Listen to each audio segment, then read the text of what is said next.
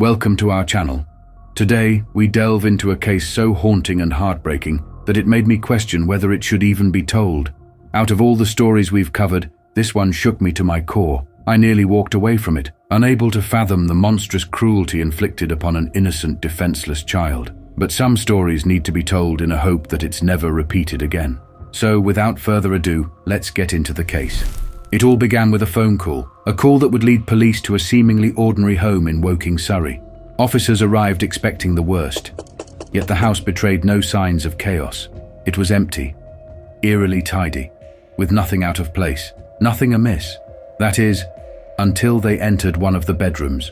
There, on the top bunk, they found the lifeless body of 10-year-old Sarah Sharif, a discovery so harrowing it would haunt even the most seasoned investigators. The autopsy revealed the extent of Sarah's suffering. She had endured weeks, if not months, of horrific. In total, she suffered 71 injuries, 25 fractures. The full extent of her injuries will be revealed in another video. But who or what could have done this to a 10-year-old child? Let's find out.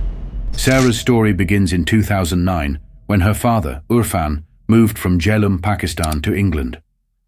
Shortly after his arrival, he met Olga, a Polish Catholic woman. Their relationship quickly escalated, and the two married, welcoming their first child, a son, in 2010. However, from the start, their marriage was fraught with problems. Between 2010 and 2012, police were called to their home 4 times due to incidents of domestic violence. Child Protection Services were also involved before Sarah was even born, flagging concerns about Urfan's abusive tendencies and Olga's inability to properly care for the children. One of Sarah's older brothers, who cannot be named for legal reasons, became an early victim of the instability in the household. When he was just 3 years old, he was injured during a physical altercation at Urfan's home. That same year, he was found alone in a shop, unsupervised. A year later, he was discovered wandering in a town centre, again without any adult supervision. Sarah was born on January 11, 2013, in Slough. By then, the family was already under the watchful eye of CPS. In May of that year, her older brother suffered burns from an iron, prompting another visit from Child Protection Services. In response to escalating concerns, both Urfan and Olga signed an agreement committing to attend a 10-week parenting course and promising not to use physical discipline on their children. But the volatile household dynamics persisted. In November 2014, the same brother was reported to have been bitten by Olga. This incident led to an emergency protection order for all the children, and they were temporarily placed in foster care. In 2015, the marriage between Olga and Urfan completely unraveled. Olga accused Urfan of domestic abuse, leading to a court-mandated course on domestic abuse for Urfan. However, Urfan countered by accusing Olga of physically abusing the children. The ongoing disputes resulted in Sarah and her siblings being placed in foster care once again, on a temporary basis. During this period, Urfan, who worked as a taxi driver, met another woman named Binish Batul. She had her own history of unstable relationships, with her second marriage ending in divorce after she began an affair with Urfan. By 2015, Urfan and Olga finalized their divorce. For Urfan, Binish became his second wife, while for Binish, it was her third marriage. Although Sarah initially stayed with Olga for a few years, but that was about to change and set a stage for the heartbreaking events that would later unfold. In 2019, Sarah and her 2 siblings were taken from Olga and placed with Urfan and his second wife, Binish Batul. Despite Urfan's history of domestic violence and the toxic environment surrounding him, the court granted him custody. This decision was heavily influenced by Sarah's complaints against Olga. She accused her mother of slapping her, pulling her hair, trying to drown her, and much more. Reports revealed that the children had been victims of domestic abuse under both Urfan and Olga's care. What many covering this case fail to highlight is that Olga consented to the custody transfer. The court's findings concluded that Olga was unable to meet her children's needs, and custody was awarded to Urfan and Binish. Olga was permitted supervised visits with her children once every 2 weeks. The family moved to Woking shortly after, further straining Olga's ability to connect with her children. Sarah, described by her teachers as bold, spirited and bubbly, loved singing and dancing.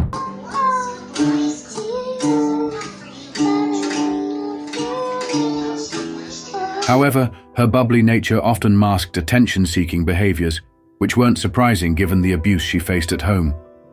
Teachers began noticing bruises on Sarah on several different occasions, and they reported it to Child Protection Services.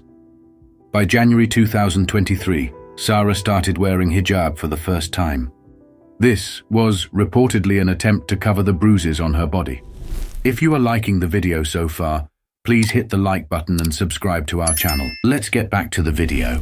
Eventually, Sarah was withdrawn from school by her father, Irfan, under the pretense of homeschooling. From then on, the only time her teacher would see Sarah was when she accompanied her stepmother, Binish, to drop off her siblings at school. On one occasion, her teacher noticed signs of physical abuse, which she documented and promptly reported to Child Protection Services. Despite their efforts to report these findings to Child Protection Services and document everything in a logbook, Sarah remained under Irfan and Binish's care. Neighbors often heard constant noises from the Sharif home, slamming doors, yelling, and swearing, particularly from Binish. They frequently saw Sarah doing household chores and taking care of her younger siblings. In December 2022, Irfan's younger brother, Faisal Malik, moved into the home. An adult male in the house, he witnessed the abuse Sarah endured, but chose not to intervene or report it. Disturbingly, 2 years before Sarah's tragic demise, Binish herself had expressed concerns about the abuse. In text messages to her sister, she confessed the severity of the situation. "I feel so bad for the little girl," she wrote. "Today she was beaten so bad she couldn't even walk. I want to report him." However, as time went on, Binish not only became desensitized to the abuse, but also joined in inflicting it. Then, out of nowhere, on August 8, 2023, Binish called Southall Travel to book one-way tickets to Pakistan. However, there were 9 individuals living in that house, yet she only booked tickets for 8. Here is the recording of that phone call. Welcome to Southall Travel. My name is Jatin. How may I help? Hi there. I'd like to know about ticket for a trip to Pakistan. All right. Let's go. So where do you want to go, ma'am? Islamabad. Yeah. And from which airport? And whichever one it is. Okay. Your travel dates, please. Early as possible tomorrow. Hotel stay. And return? Single. Okay. And how many passengers will be traveling? So, 4 adults and 4 kids. Yeah, so here, ma'am, you have an option with Oman Air tomorrow night from Heathrow via Muscat to Islamabad. What time? 8:50 at night, tomorrow night. Any flight available in the morning? Is there anything in the morning? Just a minute. You can tell from the phone call that Irfan and Binish were in a hurry to leave for Pakistan. The hesitation in her response when the operator asked how many passengers would be traveling was a sign of something deeply unsettling. They were captured on the parking lot cameras arriving at the airport the following day. It might seem like a normal family leaving the country for a holiday, but there was nothing ordinary about this departure, given the horror they left behind. When they arrived in Islamabad, Irfan called the police in England, and here is the recording of that phone call. Hello? Yes, hello. Is everything okay? Hello, can you... Nothing is okay. Can you write down my address, Okay, please? what's your... I killed my daughter. Okay. Hello? I physically punished my daughter and she died. I had left home with a panic. God, she is allowed at home. I need you to take a breath because I cannot understand what you're saying, okay? Your daughter has died. I killed my daughter. I killed my daughter. Who's killed your daughter? It's me. Okay. The father. Okay. How have you killed your daughter? I beat her up. It wasn't my intention to kill her, but I beat her up to my... What is your name? My name is Irfan Sharif. I left my front door keys under the front mat. Police were dispatched to Irfan's residence immediately. Here's the body cam footage from that visit. Police! Drive the door open. Just to bear in mind, the mayor has just got contact us, so he's currently driving back to the address. He said he cannot give more details. Police, hello, anyone in? He's very hysterical on the phone, they're really struggling.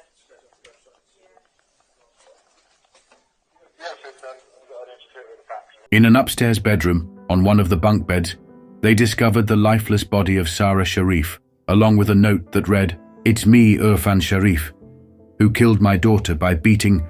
I'm running away because I am scared. I promise I will hand over myself.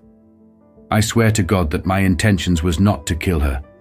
I will be back before you finish the postmortem. Love you, Sarah."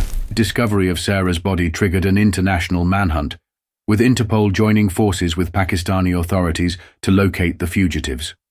The Pakistani police were under immense pressure. For 5 days, they conducted interviews, raided 29 properties, and staked out potential hideouts. Irfan's father was interrogated several times. He admitted to hosting the family upon their arrival in Pakistan, but claimed they had since left and that he didn't know their whereabouts.